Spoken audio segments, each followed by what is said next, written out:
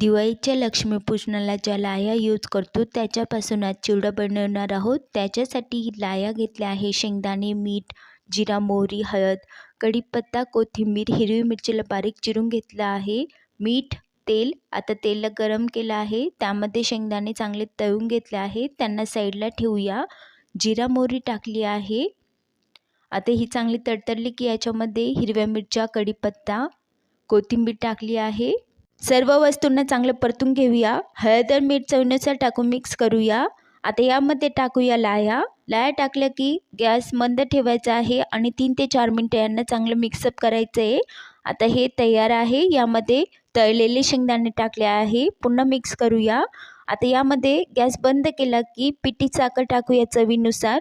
तयार आहे लाह्याचा चिवडा। तुम्ही पण नक्की ट्राय करा। तुम्हाला ही रेसिपी आवडली असेल तर लाईक, शेअर, सबस्क्राईब करा। व्हिडिओ बघितल्याबद्दल धन्यवाद।